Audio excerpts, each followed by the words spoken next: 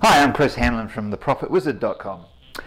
Last time I did a video on business networking and I got a great response from everybody about that, which is cool, but I got a lot of questions too, which was, what do we do after the event? What do we do with the names we get or the business cards we get? So this quick video is just going to address a few thoughts on what you can do after the event. Now, to recap the last video, what we said is, instead of torturing people with your sales pitch, you should be telling a few stories about your customers, stories about how you could help or what you've done that can help other people. Stories not about yourself but about others that highlight what you can do. And it's a little bit more engaging, a little bit more compelling, and it's a soft sell rather than a hard sell of your services. Now, before I do go on, I do want to comment on one thing that I said in the last video. I said don't take other people's cards. Now, when I said that, I meant that in terms of breaking the cycle of people who are giving you their card in order just to grab your card. They don't really care. All they want to get is your name and number, so they start calling you and selling to you. And so I said don't give them your card for no reason. But that doesn't mean you shouldn't be taking other people's cards. So if you tell a compelling story, share your story, and they are interested and you have a bit of a conversation, by all means take their card, because you will want to follow up with that person. So I just wanted to clarify that. It wasn't a blanket, don't take anybody's card. It's be a little bit more thoughtful about whose card you take and why you're taking it. Now, also something I didn't explain in depth last time was that about mindset. All right, I sort of alluded to it without detailing it, so you may have got it, but just to mention it again, the mindset is not that you're going to these networking events treating everyone as a potential customer, because not everyone is a potential customer. You're going there to find a client. Now, a client's different from a customer. A client is an ongoing relationship in my mind, and a customer is a one-off transaction. You want somebody you can deal with over time, and you'd like to have as a client. So you want to build that relationship, make sure it's somebody you can work, and just discriminate, if you like, with the customers that you're trying to attract or the prospects that you're talking to.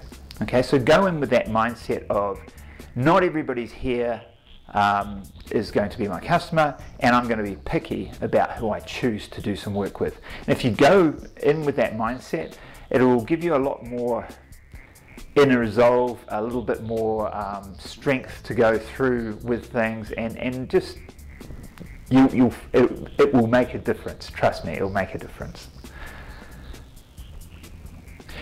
Right, so it's after the event. You've connected with a few people, you've got to know them, we've had some compelling stories, and you've got their card. Maybe they have yours as well. What do you do?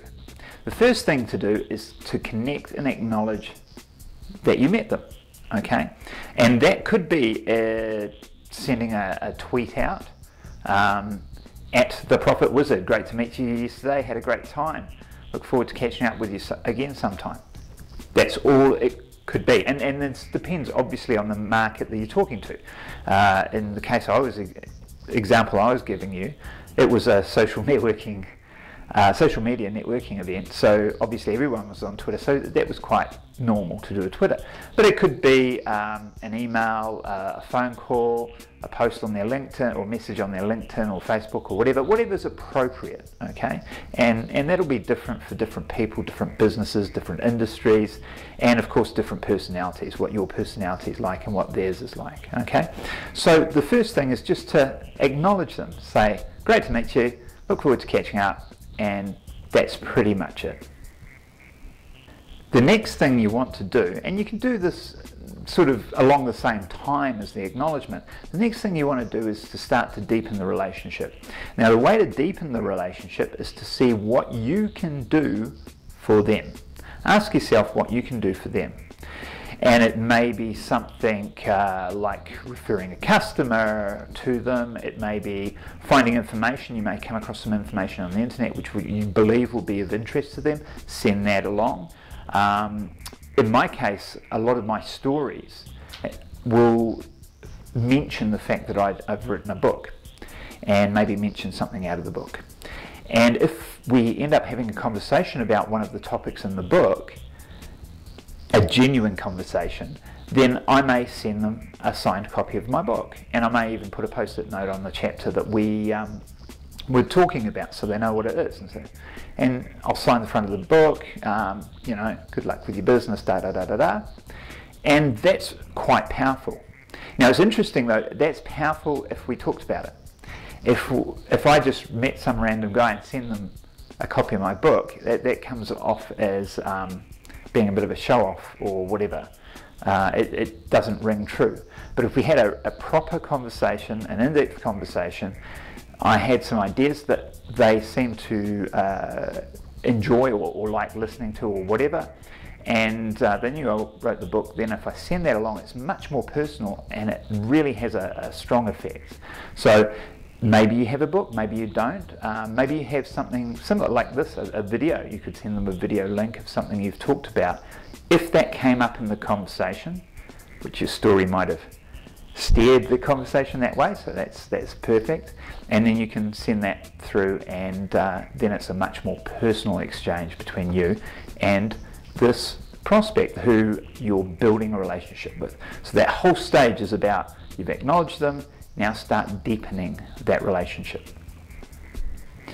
Now I just want to mention at this point too that the deepening the relationship, you're not making an offer to them. You don't want to be somebody who comes in and starts making offers. If they want something, they'll let you know, and then you can make an offer. So what you're looking at right now are opportunities for them to contact you, an excuse for them to contact you. So you keep giving them little bits of information that will be useful for them, ideally that highlights your expertise, okay, and they can see that and they go, okay, I must ask this guy, and next time they're looking for help with something, they'll contact you. And that's what you want to do, is develop that, and then you can take that to the next step. Sure, I can give you some advice on that. I tell you what though, I think we should get together and talk about it properly, and I'll show you what I can actually do for you in a professional sense that will really solve this issue for you, etc, etc, etc. And it's a lot less pushy, it's a lot more comfortable. You've already built up that trust level with these people, so you don't, you're not coming across, they're not like, oh no, he's coming around. They're looking forward to meeting up with you, they're looking forward to getting your expertise, and they're looking forward to adding you to their team of experts, helping out with their business. And the final thing I've got to say with this is, and I said it in the last video, it's not a one-shot deal. You want to make sure that when you start building these relationships, you're going to the next event that they may be at, whether it's an industry event or some sort of business networking event or whatever.